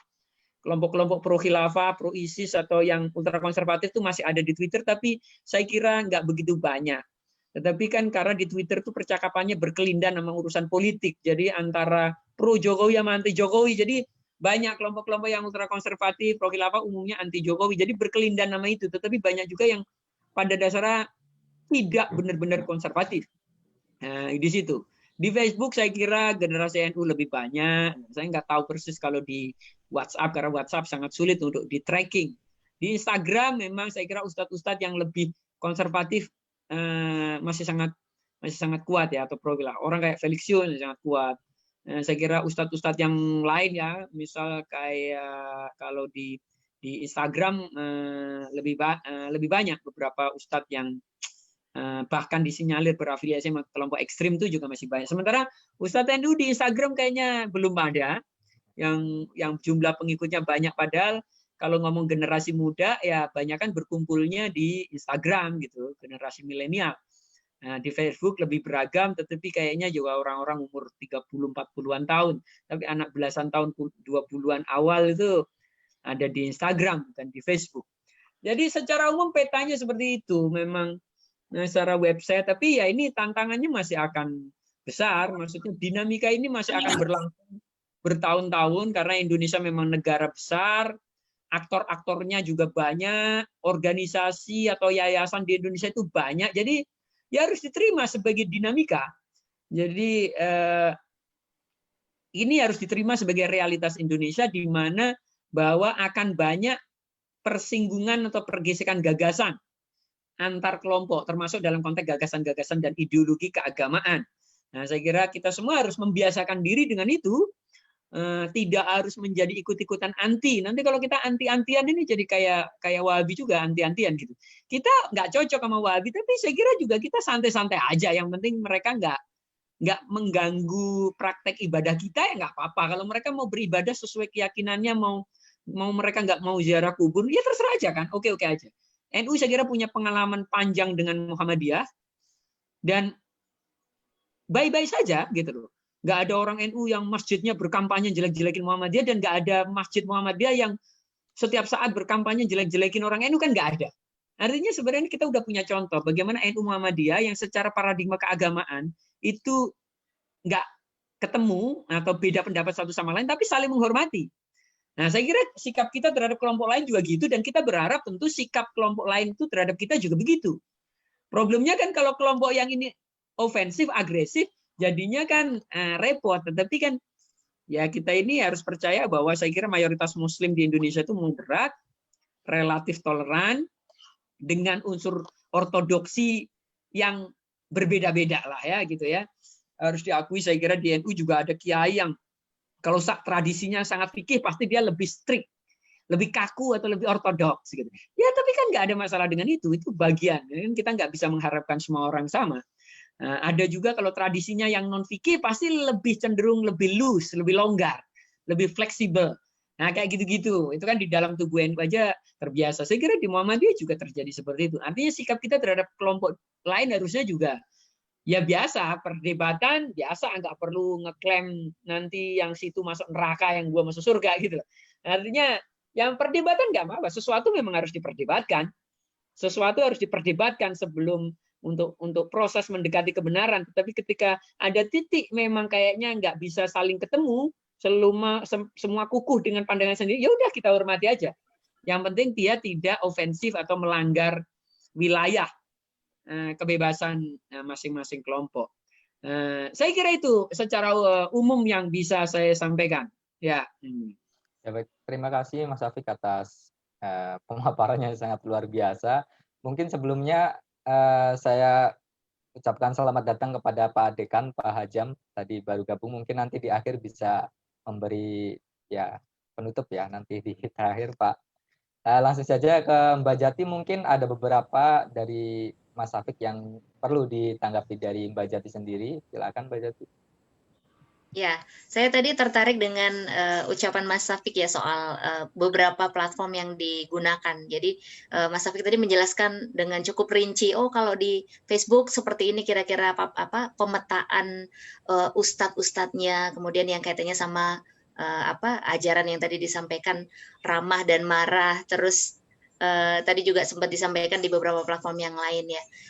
Menurut saya memang kita penting sekali untuk mengetahui platform untuk kita tahu di mana persisnya yang akan kita sampaikan pesan ya. Meskipun Mas Safik juga tadi sudah menyampaikan perbedaan pandangan itu ya itu hal yang wajar gitu. Kita bisa berdiskusi sebelum kemudian menemukan kebenaran gitu. Tapi kalau memang ada pesan-pesan yang menurut kita ya akan mengganggu gitu ya, membuat kemudian situasi menjadi tidak kondusif, tidak kemudian kedamaian itu tidak tercapai. Nah, mungkin kita punya peran juga untuk bisa menyampaikan pesan-pesan yang kemudian lebih menyampaikan hal-hal yang rahmatan lil alamin itu tadi ya. Jadi kita pilih platformnya yang mana, lebih efektif disampaikan di mana, kemudian untuk terutama untuk menyampaikan pesan-pesan kepada anak muda yang sekarang lebih memilih untuk banyak di Line gitu ya, atau berbincang di Instagram gitu. Nah, sayang sekali kalau kemudian katakan teman-teman dari NU tidak ada di situ gitu, tidak bisa ditemukan. Jadi ketika mereka ingin mencari referensi yang paling tidak bisa ikut mendamaikan, bisa ikut memberikan pesan-pesan yang kemudian membuat kita menjadi sangat ya respect gitu ya, bisa memahami dan respect pada orang lain gitu meskipun berbeda pendapat. Nah, itu pesan itu yang harus ditemukan gitu. Mudah-mudahan sih ada kemudian teman-teman dari sini gitu ya, forum di sini gitu yang bisa kemudian memilih platform yang tepat, kemudian segera memberikan pesan-pesan yang ingin kita sampaikan itu tadi dengan lebih efektif lagi begitu. Terima kasih Mbak Jati. Tadi yang disampaikan oleh Mas Safik bahwasanya kalau dikatakan terlambat, memang terlambat ya, akan tetapi keterlambatan ini bukan berarti kita untuk tidak ya menciptakan sebuah inovasi-inovasi yang baru untuk mengimbangi golongan-golongan yang teman-teman kita dari Salafi yang tadi. Nah, kalau kita main di Facebook lagi, main di YouTube lagi, otomatis masih ada teman-teman kita yang dari Salafi tersebut. Nah, langkah apa yang sekiranya golongan kita yang moderat itu untuk sekiranya bisa melangkahi teman-teman kita yang dari Salafi tersebut gitu. Cara dakwahnya baik dari Mas Safik sendiri atau Mbak Jati sendiri itu bagaimana gitu. Ya silakan Mas Safik. Dari Mas Safik dulu deh. Ya ini kan semacam kontestasi gagasan atau kontestasi paradigma atau kontestasi ideologi. Ideologi paradigma itu bisa menang kalau tentu dia lebih kukuh. Kalau dia lebih argumentatif, dia lebih clear, dia lebih solid. Nah, di situ. Yang kedua, kalau disampaikan oleh figur yang juga pengaruhnya relatif besar. Gitu kan? Memang figur yang kredibel, figur yang otoritatif. Kadang kan gagasan walaupun udah argumentatif gitu, tapi kalau yang nyampaikan itu dianggap anak remaja gitu kan pasti beda. Artinya jadi mankola itu orang yang mengatakan itu tetap penting dalam konteks berdakwah atau memenangi kontestasi gagasan atau ideologi di situ. Yang ketiga ya relevansi. Artinya bagaimana agar siapa yang paling relevan mampu menjawab problem-problem keagamaan yang dirasakan masyarakat, ya dia yang akan diikuti. Ustadz Salafi itu selama 10 tahun atau 15 tahun terakhir itu relatif punya banyak pengikut karena dia itu memang ngajinya tematik, berusaha merelevasikan diri dengan persoalan-persoalan yang ingin diketahui masyarakat kota. Di situ.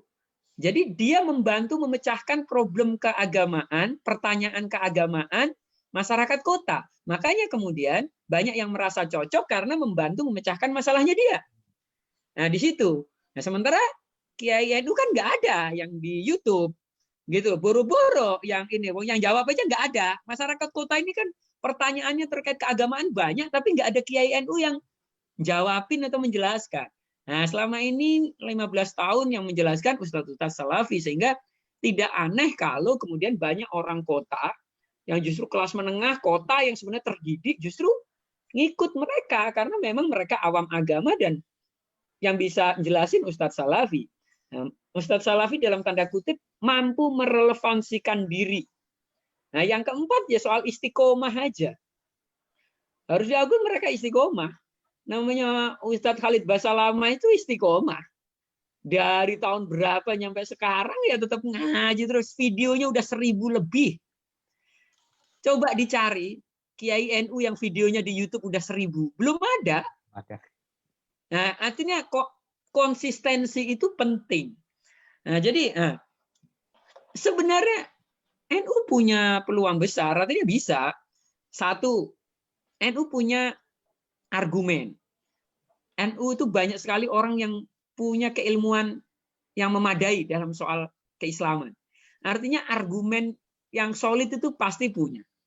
Kemudian soal ketokohan. NU punya banyak tokoh atau orang-orang yang udah relatif dewasa, yang juga punya pengaruh di tingkat tertentu, punya. Nah, tinggal gimana tokoh-tokoh ini juga mampu menggunakan platform-platform sosial media atau digital dengan lebih baik. Problemnya kan memang Kiai NU ini ya belakangan aja baru sadar menggunakan YouTube. Gitu loh. Saya itu dari 2016 sudah bikin pelatihan di pesantren-pesantren. Bagaimana cara bikin video pendek, tausiah pendek. Waktu pelatihan bisa, tapi habis itu nggak ada yang ngerjain. Jadi ilmunya nggak manfaat gitu loh. Jadi bisa doang, tapi nggak ada ini hasilnya. Karena terlalu nyaman dengan pendekatan lama, fokus pada belajar mengajar offline. Nah, begitu sekarang banyak orang ikut ustadz online, banyak dari kita kaget ya, kita sendiri nggak mau bikin pengajian online. Tapi sekarang kan udah mulai banyak ya kan, Gus Baha, orang kayak Mas Ulil yang lewat Facebook, Gus Baha lewat YouTube. Saya Kiai Said itu juga materi-materi keagamaannya. Video-video Kiai Said kalau yang ngaji murni keislaman itu yang nonton banyak dan positif komennya. Tapi kalau mungkin agak politik dikit baru itu mungkin nah gitu-gitu. Saya kira yang makin banyak kan sekarang saya kira Kiai NU gitu kan yang saya tahu kayak Gus Yusuf Tegal Rejo Magelang itu juga mulai sering. Ada Gus Miftah, ada Gus Muafik, ada ini kayak Anwar Zahid sebenarnya yang pertama kali dulu udah ada di YouTube itu videonya walaupun kualitasnya gelap tapi suaranya bagus. Artinya tokoh-tokoh ini penting dimunculin. Kita nggak harus selalu berharap tokoh ini akan berpengaruh nasional, tapi paling tidak dia berpengaruh di beberapa kabupaten. Itu udah penting untuk mengamankan orang kabupaten tersebut agar nggak ikut ini. Nah, yang ketiga ya soal relevansi. Nah ini juga saya kira Kiai NU masih kurang. Kiai NU karena banyak kan hidupnya bukan di kota, sehingga tema-tema yang dibahas umumnya juga tema-tema yang mungkin nggak begitu relevan sama orang kota. Sementara Ustadz Salafi atau bahkan yang ustadz-ustadzan lah ya kayak Haikal Hasan atau Felixio itu kan ustadz-ustadzan gitu loh. Ibaratnya tajwidnya aja nggak bener gitu istilahnya. Tapi mereka bisa dapat jamaah karena mereka mampu merelevansikan dengan pertanyaan masyarakat kota. Dengan gaya hidup masyarakat kota. Nah, Kiai NU kan ya hidupnya di desa. Banyak kan memang itu dilema sosial juga. Nggak bisa dipaksa. Saya udah ketemu dengan banyak teman-teman Kiai muda NU. Tapi memang ya mereka itu nggak biasa nge-mall, nggak biasa kehidupan ini apa, nama makanan di resto apa aja nggak ngerti. Ibaratnya gitulah ya. Memang ada hambatan kultural di situ, tapi kita harus berusaha bagaimana merelevansikan tema. Nah, kalau kita pengen pengaruh ustadz-ustadz konservatif di kelas menengah kota ini nggak begitu besar, nggak membesar. Artinya sesuai segmen, ya tinggal segmennya siapa. Prinsipnya kan berdakwah itu harus tahu, ya khotib harus tahu mukhotobnya gitu kan, harus tahu audiensnya siapa itu yang ini. Baru yang keempat urusannya istiqomah.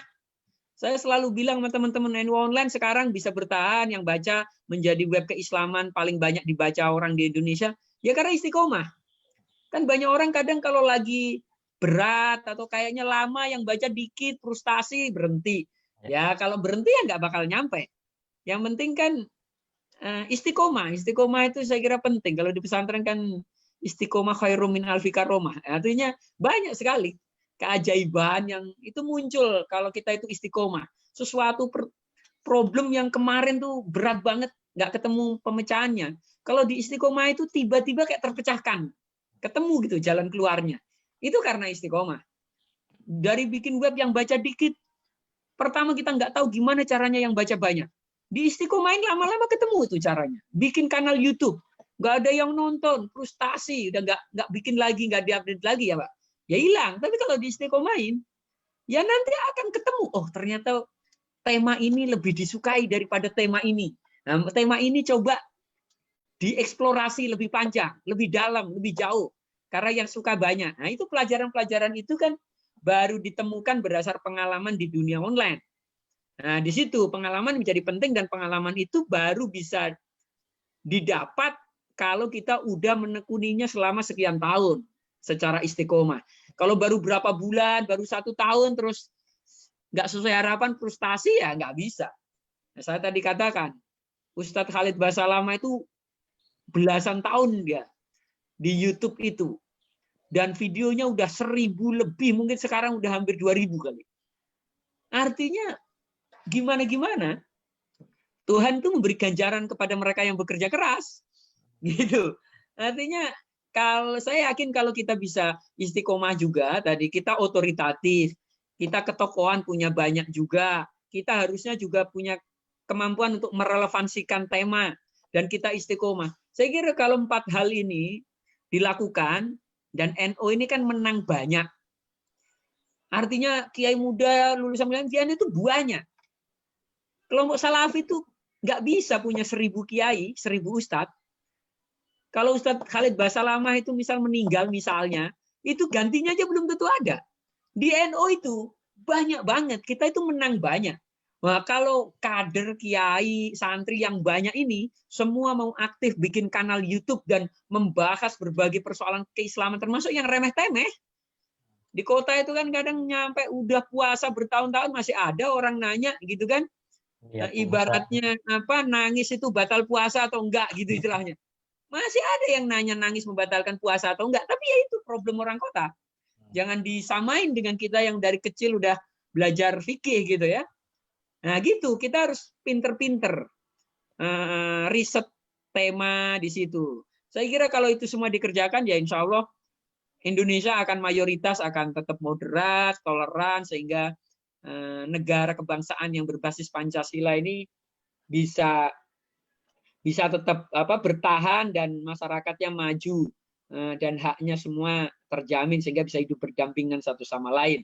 Tetapi kalau pandangan-pandangan yang ultra konservatif atau apalagi ekstrim pro kekerasan itu makin menguat, ya artinya tantangan buat hidup bersama, tantangan buat Indonesia ke depan tuh juga makin berat. Tapi saya pribadi saya masih optimis.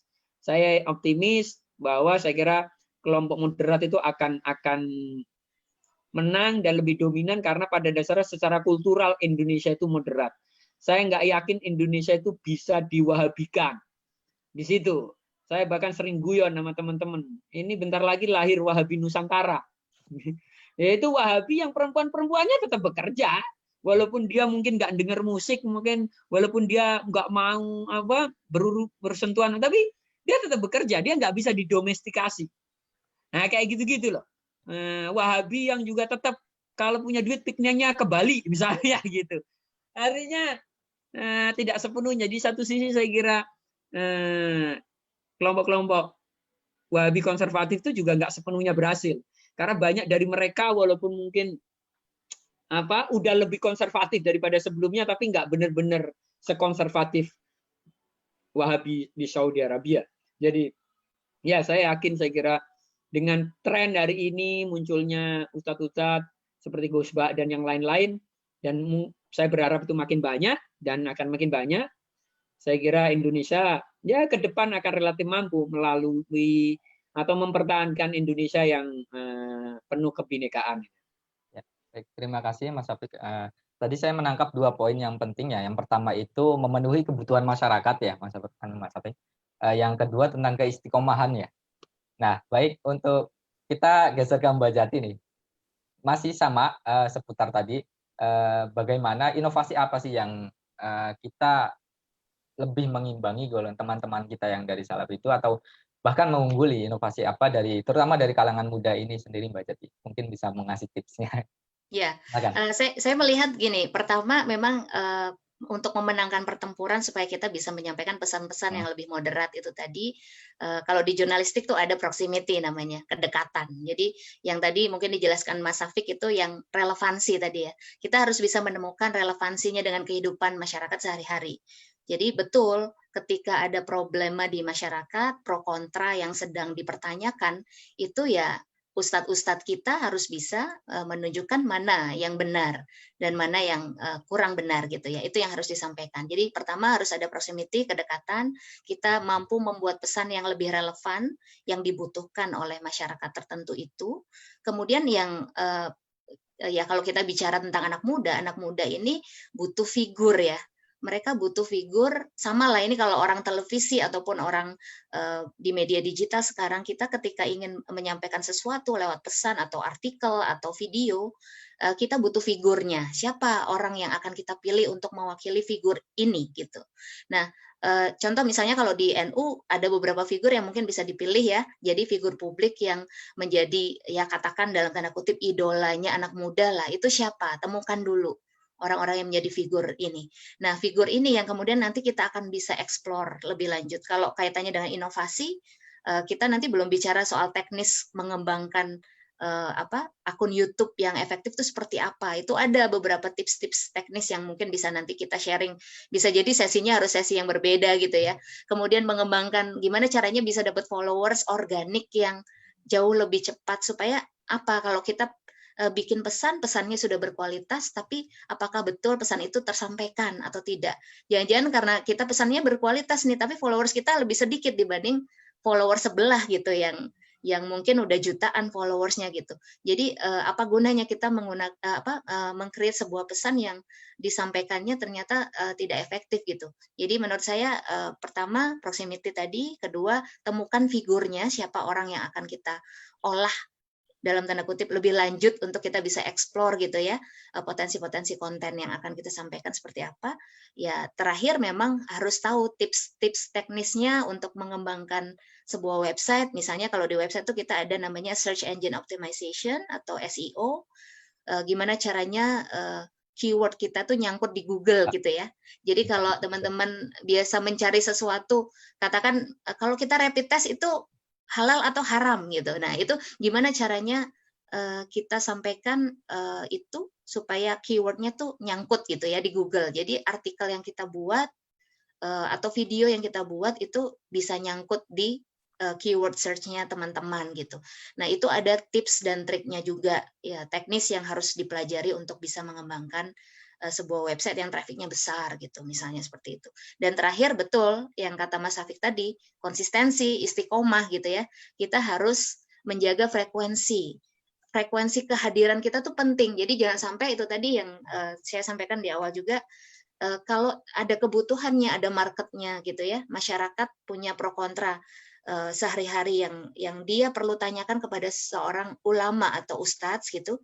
Kemudian ketika dia ada di sebuah platform, dia tidak menemukannya, itu kemudian ya mau nggak mau dia nggak punya pilihan lain gitu, nggak punya pilihan diskursus gitu ya.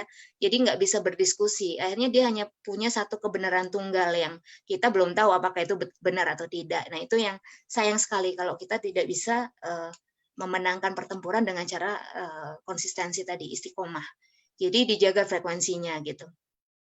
Frekuensi pembuatan konten itu penting. Jadi misalnya dalam satu hari di sosial media, di semua platform ini ya, ini kalau saya berkunjung ke teman-teman yang ada di platform gitu ya, teman-teman sosial media, itu mereka selalu ngasih tips minimal itu posting 3 kali dalam sehari. Kenapa ya? Sama kayak minum obat lah kira-kira. Kalau kita 3 kali dalam sehari nggak ada informasi atau pesan atau video yang disampaikan, itu mereka akan lose track. Mereka mungkin berpaling ke akun Instagram yang lain, akun Facebook yang lain gitu, akun YouTube yang lain gitu. Jadi sebisa mungkin kalau kita semakin frekuensinya dijaga gitu ya, pagi posting, siang posting, malam posting gitu terus, dan jangan menyerah gitu ya ketika nggak ada orang yang ternyata viewerski ini kok dikit ya viewersnya gitu, kemudian dia berhenti berproduksi dan akhirnya orang lain mendapatkan informasi itu dari mungkin ustadz yang lain yang di sebelah sana gitu, yang berseberangan, kelompok yang berbeda gitu.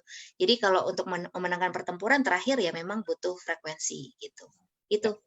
Ya baik, terima kasih. Sebelumnya ada yang mau disampaikan dari salah satu dosen, Pak Faik Ihsan Ansori, dan juga dari teman-teman atau ya dari dosen-dosen yang tergabung dalam Rumah Moderasi Beragama akan sedikit menyampaikan menyampaikan beberapa. Silakan untuk Pak Faik Ihsan Ansori untuk menyampaikan apa yang tadi ditanyakan. Silakan Pak.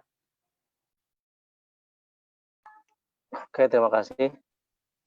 Assalamualaikum warahmatullahi wabarakatuh. Waalaikumsalam warahmatullahi wabarakatuh. Yang pertama tentu saya ucapkan terima kasih kepada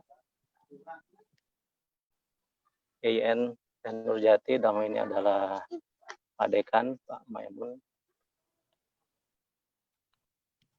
untuk memfasilitasi adanya kegiatan virtual sore ini. Semoga bisa bermanfaat buat kita semua dan memberikan pencerahan buat kita semua. Mungkin saya memberikan satu headline ya, ataupun penekanan untuk kegiatan ini.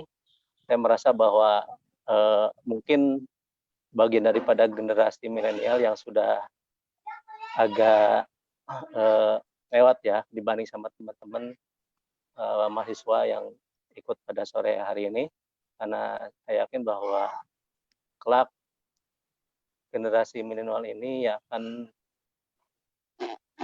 menjadi penerus, akan menjadi daripada tonggak digital masa depan wajah Islam.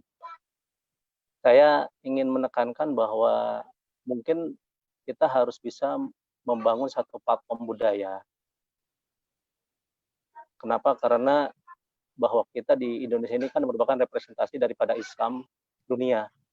Kita melihat banyak sekali rujukan daripada Islam di belahan dunia lain itu melihat Islam Indonesia sebagai wajah ideal, wajah moderat, wajah yang menampilkan Islam sesungguhnya. Nah, ini tentu harus menjadi PR kita bersama. Kenapa? Karena kita ini sebagai pengusung ya, berkarier gitulah. Pengusung daripada Islam ini.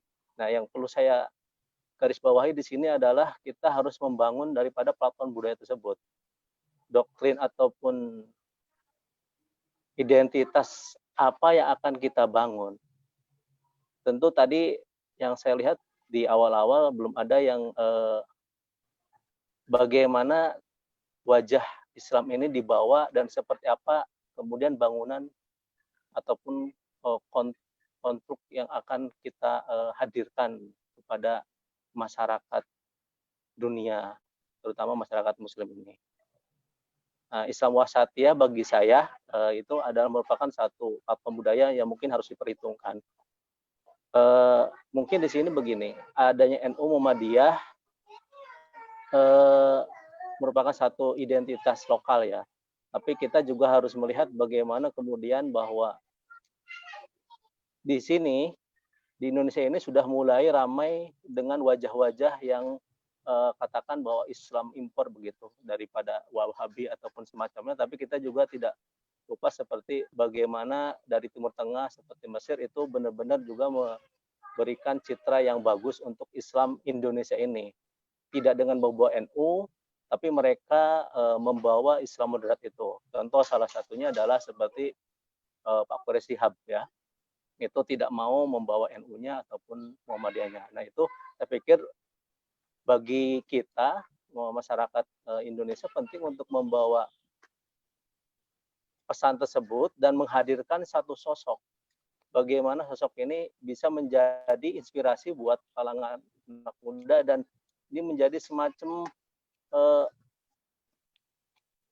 ide bagaimana dakwah itu dijalankan dengan paripurna seperti itu. Di samping itu yang perlu saya sampaikan, salam kenal dengan Mas Hafik ya, dengan juga Mbak Jati ya. Mas Hafik mungkin pernah ketemu kita ya di Pusat Studi Al-Quran di Baitul Quran, kita pernah ketemu, mungkin Mas Hafik lupa ketika kegiatan dengan Pak Kures, di mana beliau itu kan salah satu daripada hukama dauli ya. Beliau adalah salah satu daripada anggota ulama hukama di dunia yang anggotanya hanya 12 orang, dan salah satu daripada Asia itu adalah Pak Kures.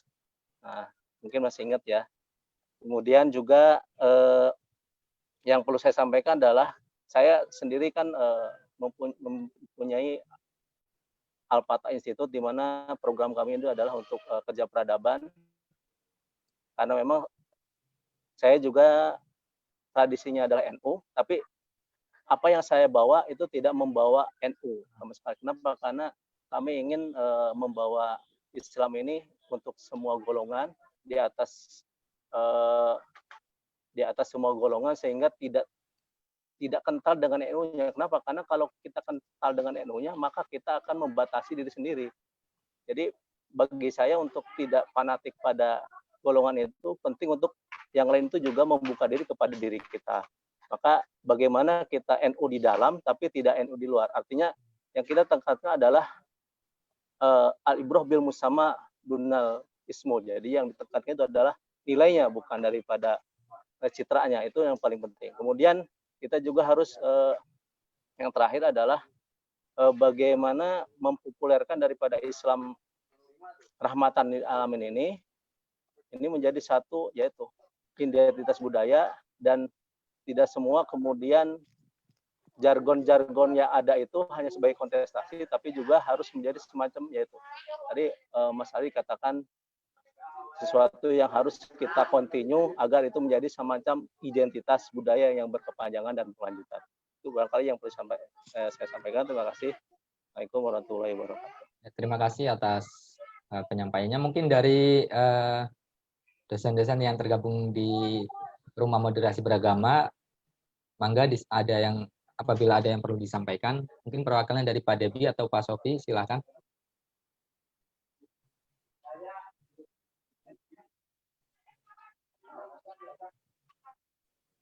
Silakan Pak Debi mungkin, atau Pak Sofi.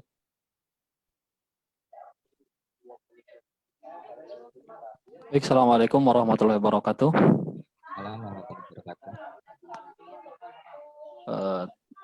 Terima kasih teman-teman, yang saya hormati Pak Dekan, kemudian Pak Maimun selaku Kajur, Mas Faik. Terima kasih juga Mas Fasfah dan para narasumber yang luar biasa pada sore hari ini, Mbak Jati, kemudian Mas Hafik. Saya kira menanggapi isu atau melihat wajah Islam di era digital ini adalah bagaimana kita menampilkan Islam wasatiyah yang betul-betul merangkul kepada semua golongan ya. Saya setuju dengan apa yang disampaikan Mas Faik. Bagaimana kita jika merujuk kepada salah satu atau menjadikan NU sebagai bingkai yang kita pakai, alangkah baiknya jika kita menyembunyikan identitas itu, tapi kemudian menampilkan nilainya ke depan, agar beberapa kawan-kawan kita yang di luaran sana tidak memandang kita sebagai orang yang fanatik terhadap salah satu organisasi saja. Seperti yang kita tahu bahwa moderasi beragama ini bukanlah milik salah satu golongan atau organisasi semata gitu ya, tapi bagaimana supaya moderasi beragama ini menjadi satu platform yang digunakan oleh mereka-mereka yang justru kita usahakan agar kita rangkul menjadi mempunyai wawasan yang moderat. Jadi betul, saya sangat setuju sekali dengan apa yang disampaikan Mas Faik. Nilai itu akan menjadi lebih penting daripada sebuah citra gitu ya. Mungkin itu saja. Ada tambahan barangkali nanti dari Mas Sofi. Terima kasih. Assalamualaikum warahmatullahi wabarakatuh. Pak Sofi, ada yang perlu disampaikan? Kalau tidak, nanti kita langsung ke Pak Dekan. Berhubung kita sudah lewat dari jadwal jam 17:06 sekarang.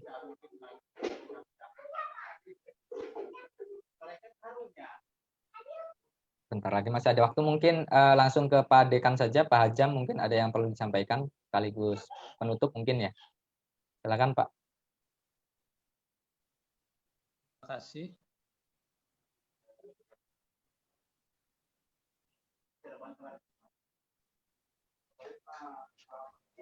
Silakan Pak. Ya, kami ucapkan terima kasih kepada Ketua Jurusan Pak Maimun, beserta para dosen, dan dibantu oleh HMJIAT, dan wabil khusus kepada Mbak Yati Fitri dan Mas Safik yang sudah memberikan kontribusi keilmuan bagaimana posisi Islam di era digitalisasi ini. Sangat menarik apa yang didiskusikan pada sore ini. Mudah-mudahan bisa lanjut kepada program-program yang lain. Dan yang terpenting dari kami dari selaku fakultas, selaku pimpinan menyampaikan terima kasih. Yang kedua, mohon maaf mungkin kami terlambat mengikuti acara ini karena ada tiga acara yang terakhir ini pertemuan dengan jurusan IAT ini. Dari kami saya kira perlu ada tema-tema yang sangat aktual yang menarik sebagai wujud daripada moderasi Islam atau Islam rahmatan lil alamin. Bagaimana Islam di dunia maya ini memberikan pencerahan terhadap isu-isu aktual yang sekarang ini sedang berkembang. Misalnya di Amerika yang sekarang sedang muncul gerakan-gerakan rasisme ya, yang justru dicontohi oleh pihak-pihak keamanan. Yang kedua juga masih menarik lagi soal-soal isu-isu tentang radikalisme ini memang sangat menarik. Nah, posisi kita sebagai akademisi ini harus bisa memberikan tadi peran-peran yang sangat signifikan secara keilmuan. Dan yang sangat menarik lagi adalah bagaimana membangun metodologi keilmuan pemikiran-pemikiran Islam yang sangat beragam. Yang tadi sudah disampaikan oleh Mas Safik, tipologi pemikiran Islam ada tradisional, begitu ada moderat dan sebagainya. Nah ini akademik harus bisa memberikan warna kepada semuanya, memberikan warna keilmuan kepada semuanya, sehingga Islam itu tidak mono, tetapi bagaimana Islam itu universal, begitu Islam universal, moderasi Islam, sehingga Islam itu betul-betul menjadi rahmatan lil alamin. Ini perlu ada metodologi, perlu ada epistemologi. Saya kira itu yang terakhir. Dalam konteks ini maka perlu ada kearifan lokal juga. Jangan sampai kita terbuai dengan dunia maya, tapi juga harus mengakar pada kearifan lokal. Paling tidak sinergi lah antara kearifan lokal dengan kearifan global gitu. Jangan sampai kita di dunia maya terus, tapi akar rumput kita terlupakan. Bagi kami dua-duanya sangat penting. Kearifan lokal dan juga kearifan global itu penting. Isu-isu nasional, isu-isu lokal, global, internasional juga ini perlu diangkat, saya kira penting. Dan ini tentunya tema-tema berikutnya saya kira perlu diangkat lagi. Saya kira itu saja, karena saya masih capek baru datang. Terima kasih semuanya. Ini mudah-mudahan tidak pertama dan yang terakhir. Mudah-mudahan IAT telah memberikan contoh yang terbaik di kajian-kajian diskusi ini. Terima kasih Pak Maimun, terima kasih para tenaga-tenaga baru nih, PNS baru yang bisa memberikan semangat. Itu saja, terima kasih. Assalamualaikum warahmatullahi wabarakatuh. Waalaikumsalam warahmatullahi wabarakatuh. Terima kasih Pak Hajam selaku Dekan Fakultas Usuluddin Adab dan Dakwah atas perkataannya. Ya, ada Mas Safik tadi pamit duluannya karena beliau ada tamu. Salam untuk semuanya katanya. Berhubung kita jadwalnya jam 5 dan sekarang sudah lewat beberapa menit, maka saya kira pertemuan kita akhiri cukup sampai di sini. Namun saya berharap ke depan akan terus berkelanjutan, terutama seputar dengan tema-tema yang berbeda. sebelum kami tutup, kami menyampaikan beberapa kesimpulan bahwasanya teruslah kita kreatif untuk mengangkat sebuah konten yang bernilaikan Islam rahmatan lil alamin dan juga istiqomah. Dan tadi yang disampaikan oleh Pak Debi selaku perwakilan dari Rumah Moderasi Beragama bahwasanya fanatisme kita sampingkan dulu, akan tetapi nilai-nilai kita, nilai-nilai moderasi kita tetap dituangkan kepada masyarakat agar Islam rahmatan yang lil alamin ini lebih terasa ke dunia masyarakat. Baik, saya rasa kita akhiri pertemuan hari ini.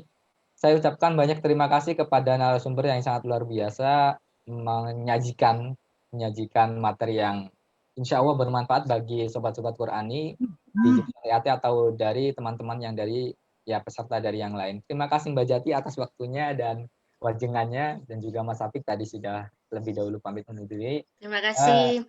Mohon maaf lahir batin. Kalau ada kekurangan mohon dimaafkan. Terima kasih. Sama-sama Mbak. Sekian dari kami selaku moderator, selaku host. Kurang lebihnya mohon maaf. Wassalamualaikum warahmatullahi wabarakatuh. Waalaikumsalam warahmatullahi wabarakatuh.